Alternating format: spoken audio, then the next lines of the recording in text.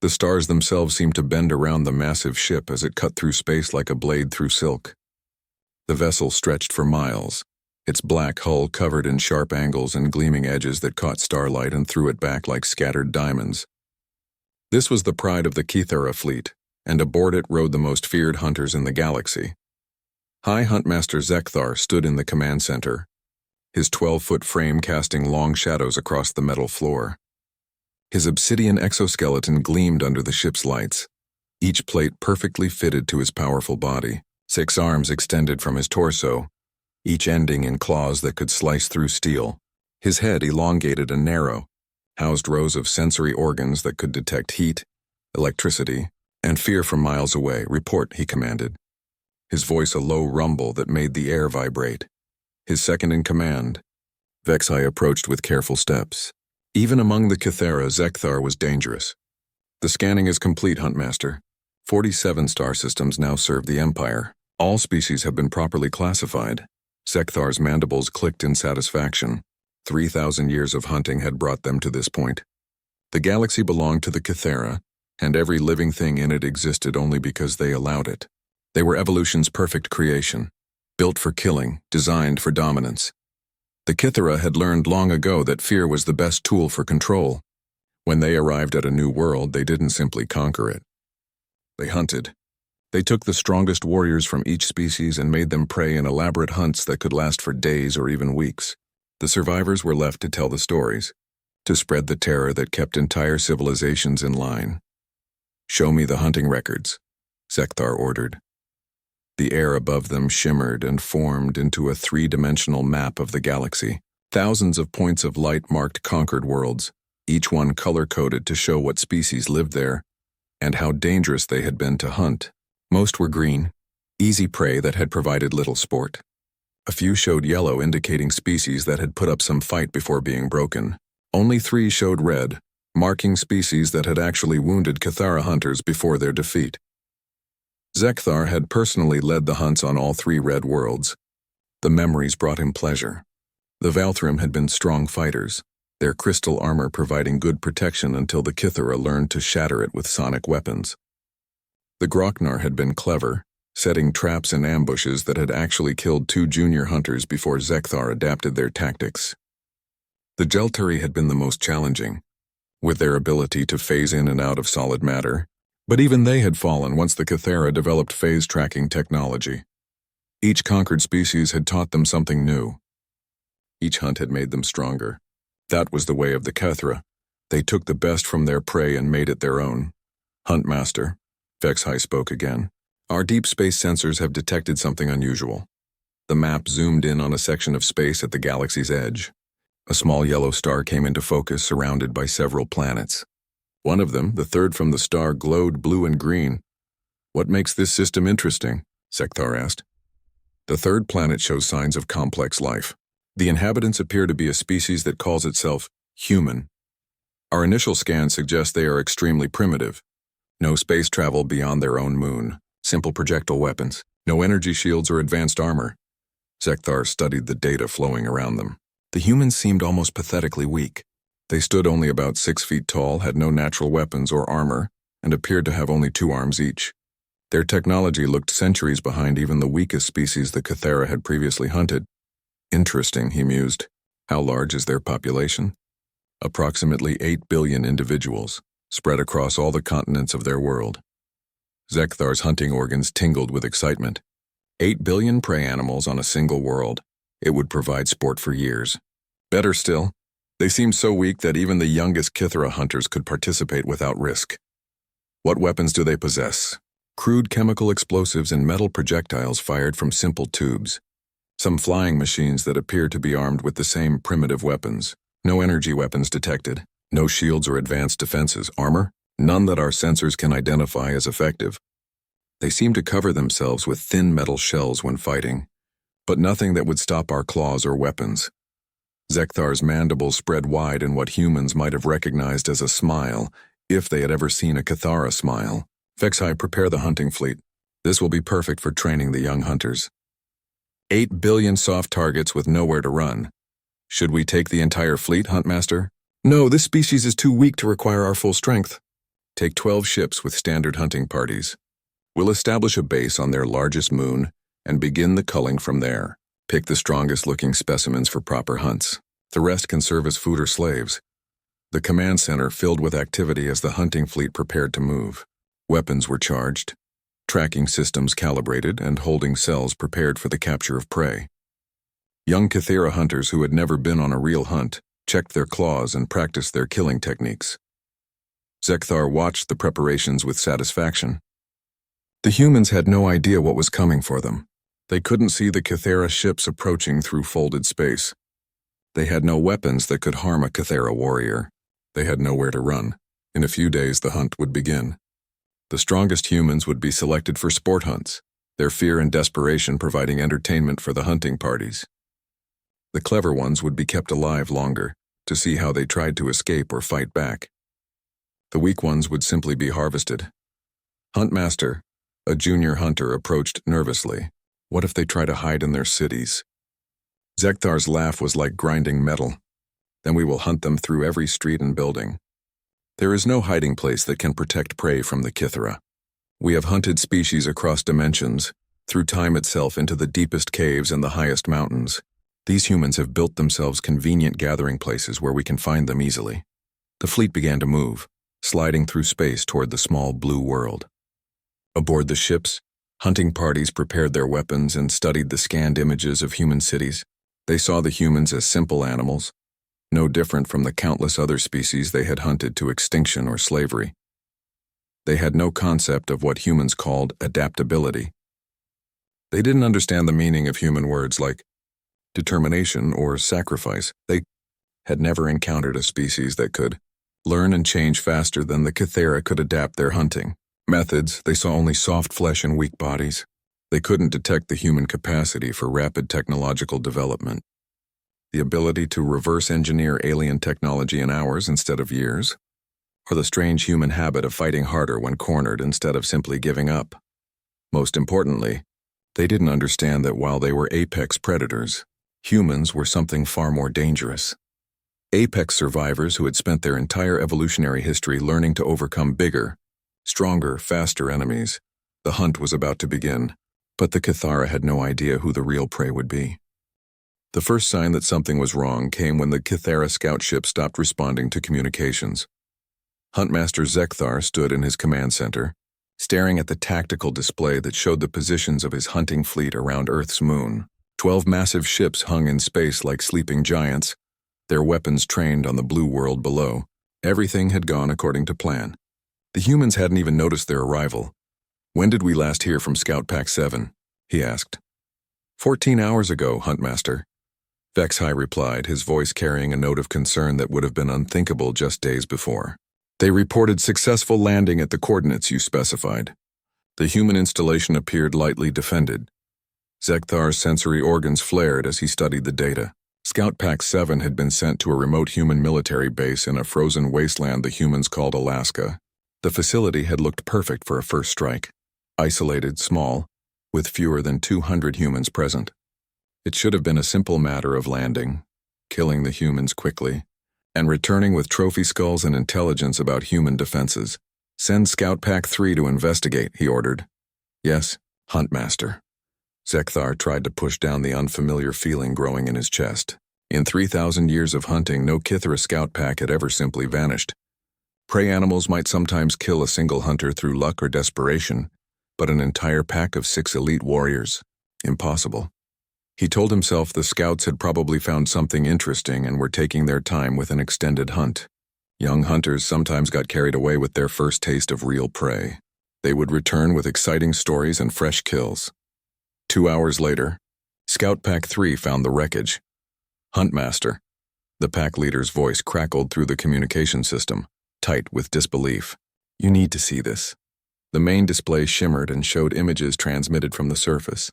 The human military base was still there, but the Kythera landing craft was scattered across several miles of snow and ice. Pieces of advanced Kythera armor lay mixed with twisted metal and strange human devices that the scouts didn't recognize. "Are there any survivors?" Zekthar asked. "No, Huntmaster. We found the remains of all 6 hunters. They appear to have been killed by human weapons." "Impossible." Human weapons cannot penetrate Kythera armor. The armor shows signs of targeted structural failure. The humans appear to have identified weak points in the joint systems and exploited them with precision strikes. We also found evidence of improvised explosive devices that used components from our own ship's power systems. Zekthar stared at the images in silence. The evidence was undeniable, but it made no sense. How could primitive humans have reverse-engineered Kythera technology in a matter of hours? How could they have found weaknesses in armor that had protected Kythera warriors for centuries? What about the human base? Still operational, Huntmaster. We can see humans moving around inside. They appear to be working on something, but our sensors cannot penetrate their defenses. Their defenses? Yes, Huntmaster. They have somehow created an electromagnetic field that blocks our scanning equipment. The design appears to be based on our own stealth technology. The feeling in Zekthar's chest grew stronger. For the first time in his long life, the High Huntmaster was experiencing something his species had almost forgotten. Uncertainty. Recall Scout Pack 3 immediately. Prepare a full battle group for surface assault. Huntmaster, perhaps we should study these humans more carefully before— No. Zekathar's voice cut through the air like a blade. 6 dead hunters demand immediate vengeance. We will crush this human nest and move on to the next target. The assault force consisted of 100 elite Kythera warriors, armed with the finest weapons the Empire could provide. They descended toward the human base in heavily armored dropships, their sensors scanning for any sign of resistance. They found it immediately. The humans had somehow detected their approach despite using full stealth mode.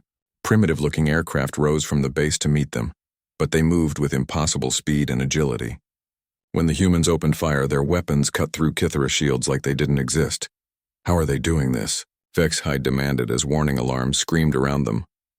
Their weapons are firing our own energy signatures back at us, the tactical officer reported. They've reversed the polarity of our own shield systems and turned them into weapons. 3 dropships exploded in brilliant balls of fire before they even reached the ground. The remaining ships scattered, their pilots trying to understand how humans had learned to use Kythera technology better than the Kythera themselves. The ground battle was even more confusing. The humans didn't fight like any prey species the Kythera had ever encountered. They didn't run in terror or cluster together for protection. Instead, they seemed to disappear into the landscape itself, striking from unexpected angles and vanishing before the superior Kythera reflexes could respond. A warrior named Tekmor was advancing through what appeared to be empty snow when the ground exploded beneath him. The blast didn't kill him, but it damaged his armor's power systems and left him stunned. Before he could recover, a small human female emerged from a hidden position and struck with a simple metal blade. The knife shouldn't have been able to penetrate his armor, but the human had somehow identified the exact spot where his chest plates joined, and she struck with surgical precision.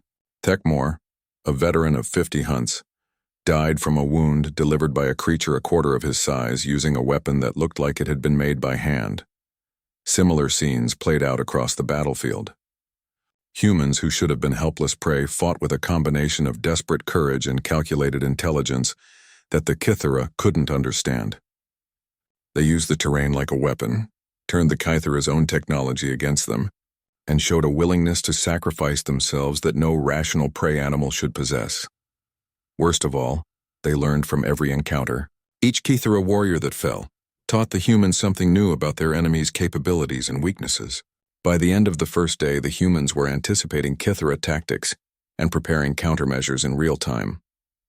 When the surviving Kythera warriors finally retreated to their ships, they left behind 73 bodies.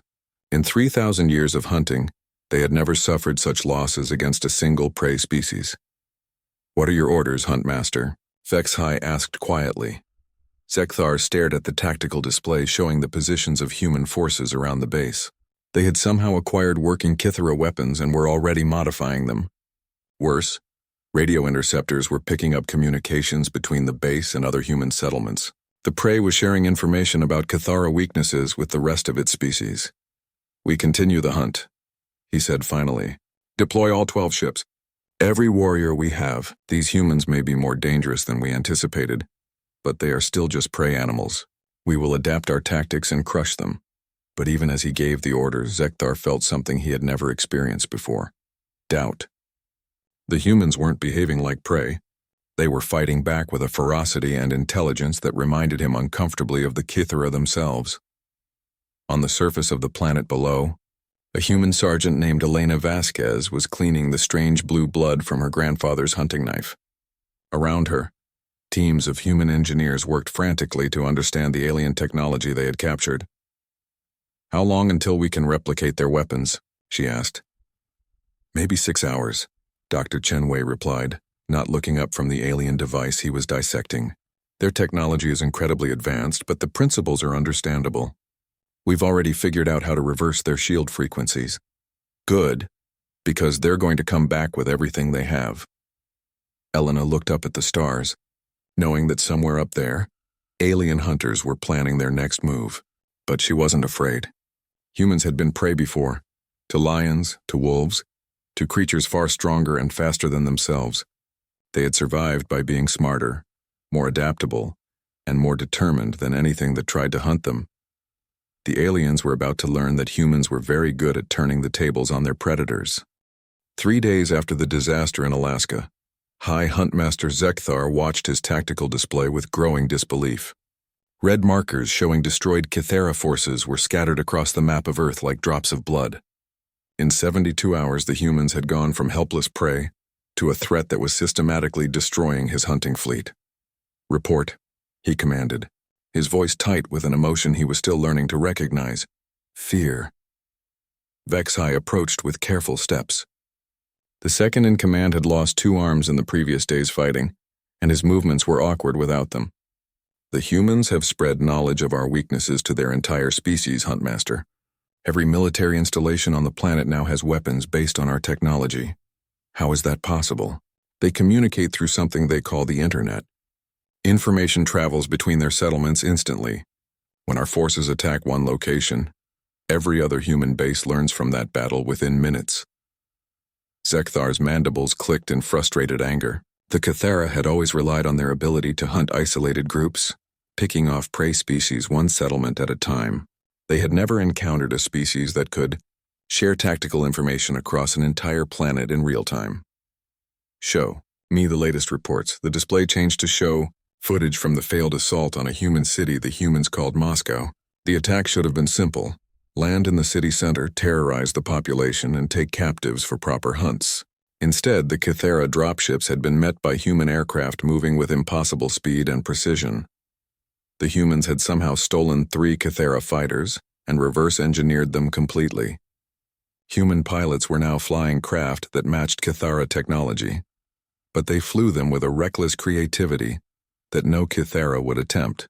They performed maneuvers that should have been suicidal, using their ships as rams flying through explosions, and coordinating attacks with a precision that spoke of countless hours of practice. But they had only captured those fighters 3 days ago.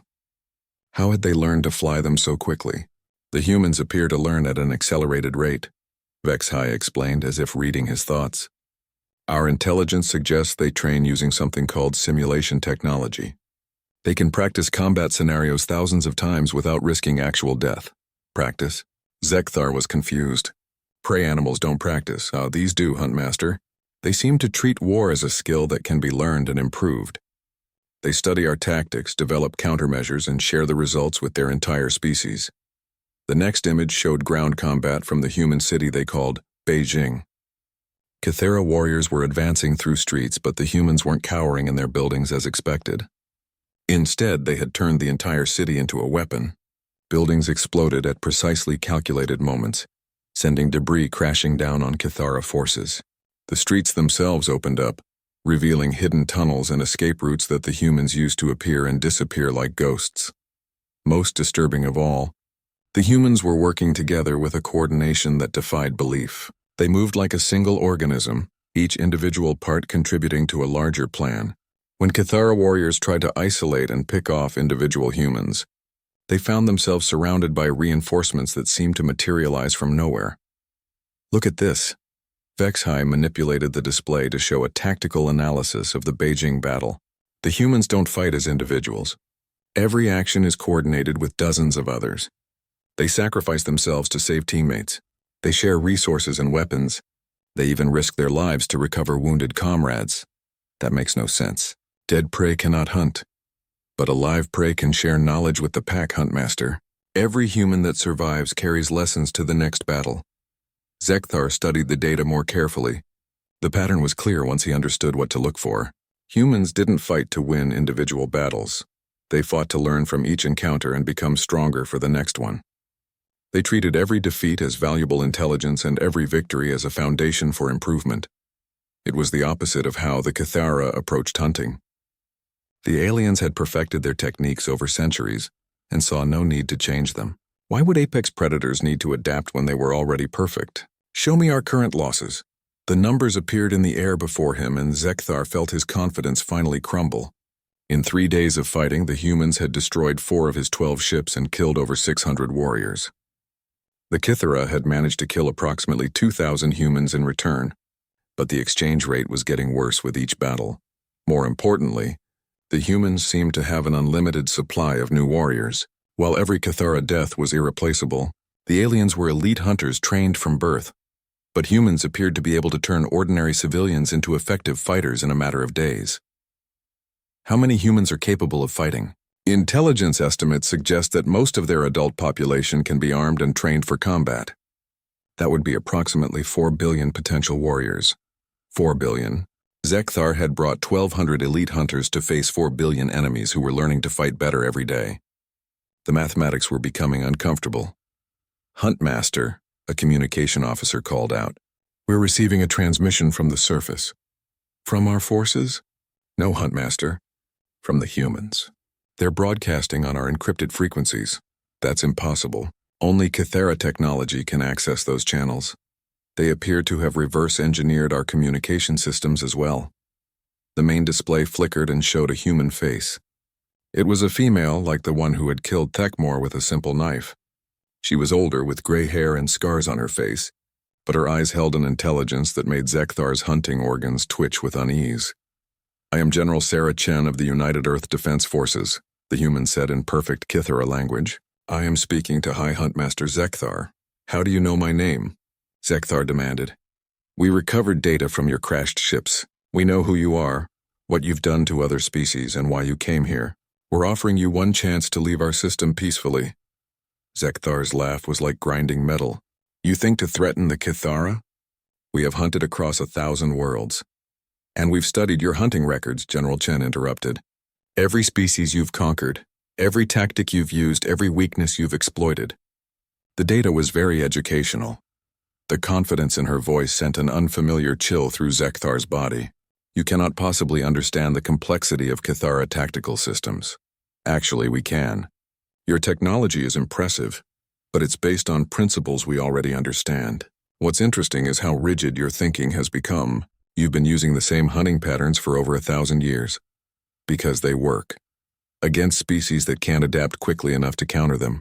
But we're not like the others, Huntmaster. We don't just react to your tactics, and we anticipate them. We've already developed countermeasures for strategies you haven't even tried yet. General Chen gestured to something off-screen, and the display changed to show Earth's orbital space. Zekthar's hunting fleet was still there, but now it was surrounded by hundreds of small human craft. They looked crude compared to Cathara ships, but their energy signatures suggested they were armed with modified alien weapons. You've been studying us for 3 days, she continued. We've been studying you for the same amount of time. The difference is we've been improving while you've been repeating the same mistakes. This conversation is over. Zekthar snarled. We will hunt your species to extinction. No, General Chen said quietly. You won't, because we're going to hunt you first. The transmission ended and Zekthar found himself staring at a blank screen. Around him, his command crew waited for orders, but for the first time in his long life, the High Huntmaster wasn't sure what those orders should be. Below them, 4 billion humans were preparing for war. And somehow, impossibly, Zekthar was beginning to suspect that they might lose.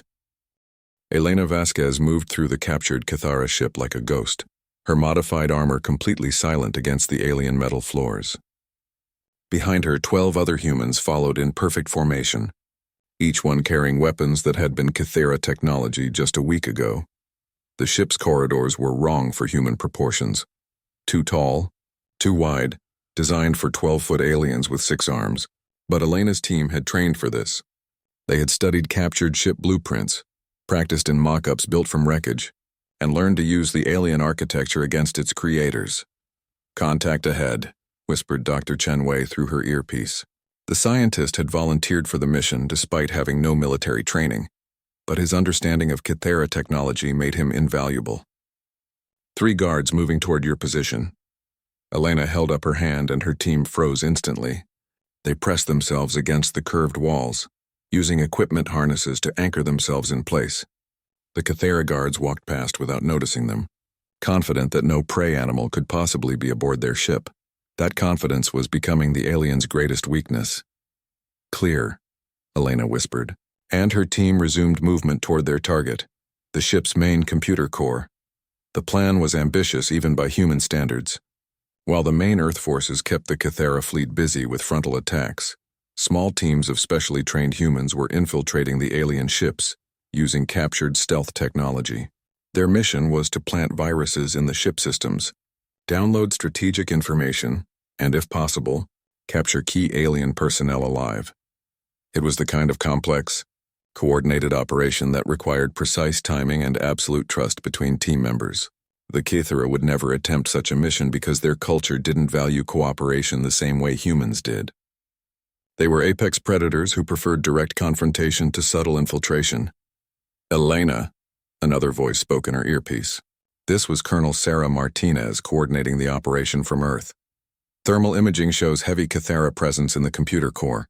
Looks like they've figured out what you're trying to do." "Understood. Moving to backup plan." Elena changed direction, leading her team toward the ship's engineering section instead. If they couldn't access the main computer, they would target the power systems directly. Dr. Chen had theorized that human-designed viruses could cause cascade failures in Kythera technology, since the aliens had never encountered malicious software before. They reached the engineering deck without being detected, but Elena could see the problem immediately. The power core was protected by an energy barrier that would vaporize anything that tried to pass through it. The Kythera had learned from earlier human infiltration attempts. "Ideas?" she asked her team.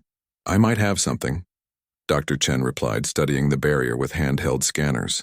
"The frequency is similar to their shield technology, but inverted. If we can generate a matching inversion, how long?" "Give me 10 minutes." Elena nodded and deployed her team to guard positions. This was the dangerous part, staying in one place long enough for the aliens to find them. But it was also where human advantages showed most clearly. Her team didn't need constant communication or complex orders. They understood their roles and could adapt to changing situations without supervision. 5 minutes into Dr. Chen's work, Kythera security forces arrived. The battle that followed would have been impossible for any other species to survive. The Kythera warriors were bigger, stronger, and better armed. They had superior armor and weapons that could punch through most materials. But they fought as individuals, each one trying to claim personal glory by taking down the human intruders. Elena's team fought as a unit. When one human drew alien fire, another struck from a different angle. When Kythera warriors tried to surround individual humans, they found themselves caught in crossfires from teammates they hadn't detected. The humans used the alien ship's own structure as cover, bouncing grenades off walls and timing their movements to create confusion. Most importantly, they fought with a combination of calculation and desperation that the Kythera couldn't understand. Elena herself engaged a warrior in close combat, knowing she was completely outmatched. But while the alien focused on her, 2 of her teammates flanked it and struck at the joint weaknesses her previous battles had identified. "Got it," Dr. Chen announced as the energy barrier flickered and died. Elena's team immediately moved to the power core, placing charges and viral transmitters at key points. The devices were small, designed to look like random debris, but they would spread corrupted code throughout the ship's systems within hours. "Time to go," Elena ordered. The extraction was even more dangerous than the infiltration. Alarms were screaming throughout the ship, and Kythera forces were converging on their position from multiple directions. But Elena's team had planned for this too. They split into 3 groups, each taking a different route toward the escape pods they had prepared. Elena's group was the smallest, just her and Dr. Chen. They moved through maintenance shafts and service corridors, spaces too small for the massive Kythera warriors to follow easily. When they did encounter aliens, Elena used tactics that would have seemed insane to any other species, sacrificing her own safety to protect the scientist, taking desperate risks to buy him time to complete their mission. They reached the escape pod with Kythera warriors just minutes behind them. As the pod launched toward Earth, Elena could see explosions beginning to ripple through the alien ship. The virus was working faster than expected, causing system failures throughout the vessel. "Control, this is Infiltration Team 7, she reported. "Mission successful. Package delivered. Confirmed 7, we're seeing cascade failures in 3 enemy ships. How many teams made it out?" Elena checked her tactical display. All 12 teams extracted successfully. Total casualties, 6 wounded, none killed. There was a pause on the radio. "Say again, 7, did you say 0 killed?" "Confirmed, Control. We got everyone out." The silence that followed spoke volumes. In any previous war in human history, a mission this dangerous would have resulted in massive casualties. But Elena's teams had trained together, trusted each other completely, and planned for every contingency. They had accomplished something that individual heroes could never achieve. As their escape pod entered Earth's atmosphere, Elena could see the results of their mission spreading through space. The 3 infected Kythera ships were losing power, their systems shutting down one by one. Human fighter squadrons were already moving to capture them before the aliens could recover.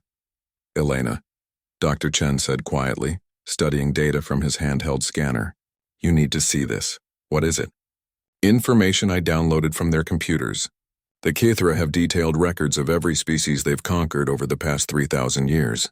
47 different civilizations, Elena. Billions of sentient beings." Elena felt a cold anger settle in her chest. "How many survivors?" "Almost none. They didn't just conquer these species. They hunted them to extinction for sport. The Kythera keep trophies from every intelligent species they've destroyed. Then we make sure they don't destroy any more."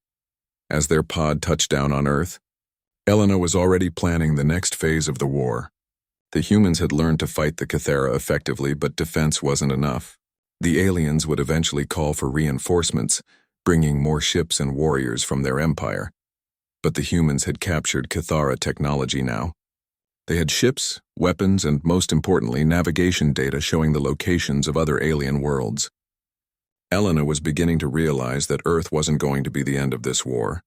It was going to be the beginning. For 3,000 years, the Kythera had been the hunters. Now it was time for them to learn what it felt like to be prey. "Dr. Chen," she said as they climbed out of their pod, "how long would it take to modify our captured ships for interstellar travel?" The scientist smiled grimly. "With what we learned today, maybe a month." "Good, because I think it's time we paid a visit to the Kythera homeworlds. They wanted to hunt humans." Elena checked her grandfather's knife, still stained with alien blood. "Let's show them what human hunters can do." High Huntmaster Zekthar stood in what had once been his greatest pride, the trophy hall of his flagship. Thousands of skulls lined the walls, representing the finest specimens from 47 conquered worlds. Each one told a story of successful hunts, of prey that had provided good sport before falling to Kythera superiority. Now the hall was filled with the sound of explosions and the acrid smell of burning metal. Human boarding parties had somehow penetrated his ship's defenses and were fighting their way through the corridors toward his position. His remaining warriors were falling back, unable to stop enemies who seemed to know their ship better than they did. "Huntmaster," Vexai limped into the hall, his exoskeleton cracked and leaking the blue fluid that served as Kythera blood. "The humans have reached Deck 7. They'll be here within minutes." Zekthar nodded slowly, his hunting organs twitching as he studied the trophy skulls around him. Each species had been different, some strong, some clever, some fast. But they had all shared one fatal weakness. They had fought as individuals or small groups, easy to isolate and destroy. The humans were different. They fought as a single organism spread across an entire planet, sharing knowledge instantly and adapting faster than any species he had ever encountered. Worse, they seemed to learn from their enemies' own tactics and turn them into weapons. "How many ships do we have left?" 3, Huntmaster. The others have been captured or destroyed, 3 ships out of 12. In 2 weeks of fighting, the humans had eliminated 3/4 of his hunting fleet. The exchange rate had become completely unsustainable. For every human they killed, the Kythera lost 2 or 3 warriors. and the humans had billions of potential fighters while the Kythera forces were irreplaceable. The sound of gunfire was getting closer. Human weapons, but firing with the distinctive energy signature of Kythera technology. They had not only captured alien equipment, they had improved it. "There's something else, Huntmaster," Vexhai said quietly. "The humans have been broadcasting messages to the other worlds in our empire. They're sharing information about our weaknesses with every species we've conquered." Zekthar felt his mandibles go slack. "That's impossible. Those species are broken. They've been our slaves for centuries. Not all of them, apparently. Our communication networks have been compromised. The humans are using our own systems to coordinate rebellions across 47 star systems." The hall's main door exploded inward in a shower of sparks and metal. Through the smoke, human figures appeared, smaller than Kythera warriors but moving with deadly precision. They wore armor made from captured alien technology, but designed with human ingenuity to be lighter and more flexible. Elena Vasquez stepped into the trophy hall, her grandfather's knife in one hand and a modified Kythera energy weapon in the other. Behind her came a mixed team of soldiers and scientists, each one armed and ready for battle. They spread out around the room, taking positions that would prevent the aliens from escaping. "Hi, Huntmaster Zekthar," Elena said, her voice calm despite the chaos around them. "We meet at last." "You are prey," Zekthar snarled, though his voice lacked the confidence it had carried just weeks ago. "You cannot defeat the apex hunters of the galaxy." "Actually, we already have." Elena gestured to the skulls around them. "We know what these represent. 47 species that you hunted to extinction, billions of sentient beings murdered for sport. They were weak. That is the way of evolution. The strong survive, the weak become prey." "No." Dr. Chen Wei stepped forward, his scanner focused on the skull collection. "The strong adapt. The weak cling to old patterns even when they stop working." Elena moved closer to Zekthar, and the alien hunter instinctively shifted into a combat stance. Even wounded and surrounded, he was still a dangerous predator. But Elena had fought Kythera warriors dozens of times now. She understood their movements, their instincts, their weaknesses. "You want to know why you lost?" she asked. "It's not because we're stronger or faster. It's because you never learned the difference between being a predator and being a survivor." "Explain." "Predators are specialists. You evolved to be perfect hunters and you never needed to change. But survivors are generalists. We evolved to face every kind of threat: predators, environmental disasters, resource scarcity, diseases. We learned to adapt, to cooperate, to change ourselves faster than our environment could change around us." Zekthar's sensory organs flared as he studied the humans surrounding him. They were all different sizes, different skin colors, different specializations, but they moved together like parts of a single machine. When you attacked Earth, you thought you were hunting simple prey, but you were actually attacking the survivors of 10,000 different evolutionary pressures. "We've been dealing with apex predators since before we left our caves." Elena raised her knife and Zekthar tensed for the final battle, but instead of attacking, she pointed the blade at the skull collection. "These species you conquered, they weren't weak. They were just unlucky enough to meet you before they had time to adapt. But we've had that time now. We've learned your tactics, reverse-engineered your technology, and turned your own advantages against you. And now?" Zekthar asked. "Now we make sure you never hunt anyone again." The battle that followed was brief but decisive. Zekthar was still a formidable warrior, but he was fighting alone while Elena had the support of her entire team. When he tried to use his superior reach and strength, the humans flanked him. When he attempted his traditional hunting patterns, they countered with tactics he had never seen before. In the end, it was Elena's knife that found the gap in his armor, sliding between chest plates to pierce his heart. The blade that had belonged to a simple human hunter brought down the greatest predator the galaxy had ever known. As Zekthar fell among his trophy skulls, Elena stood over him and spoke into her radio. "Control. This is boarding Team Alpha. Primary target eliminated. Ship is secure." "Confirmed, Alpha. That was the last of their fleet. The remaining Kythera ships have retreated from the system." Elena nodded, but she wasn't celebrating yet. The immediate threat was over, but the war was far from finished. Through the ship's communications array, reports were coming in from across the galaxy. Species that had been enslaved by the Kythera for centuries were rising in rebellion, using human-provided intelligence to strike at their oppressors. Dr. Chen approached with a datapad in his hands. Elena, you need to see this.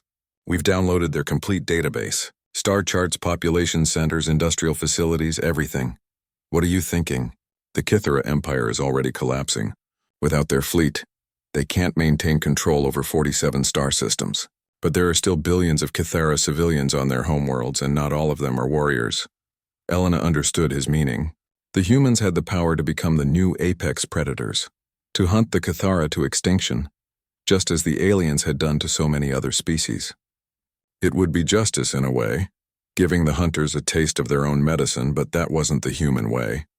Send a message to Earth Command, she said finally. Tell them we need to prepare humanitarian relief missions.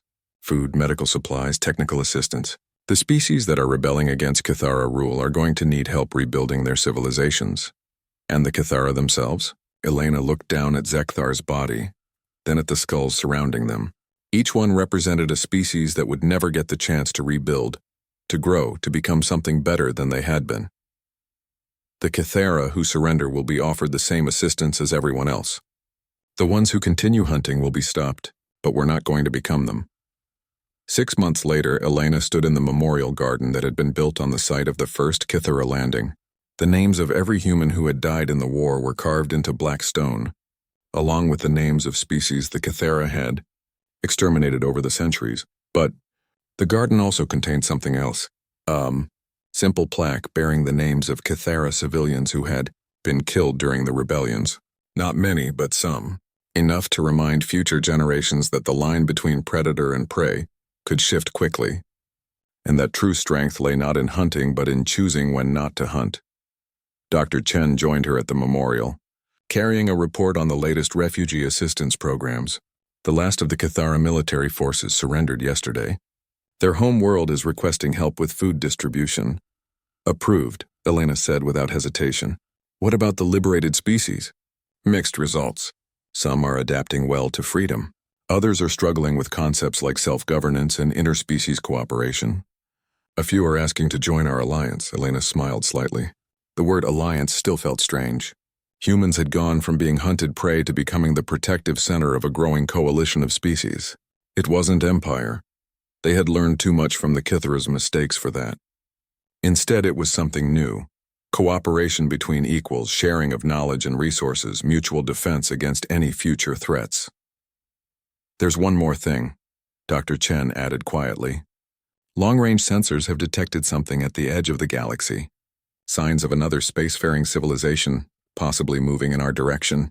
Elena nodded, unsurprised.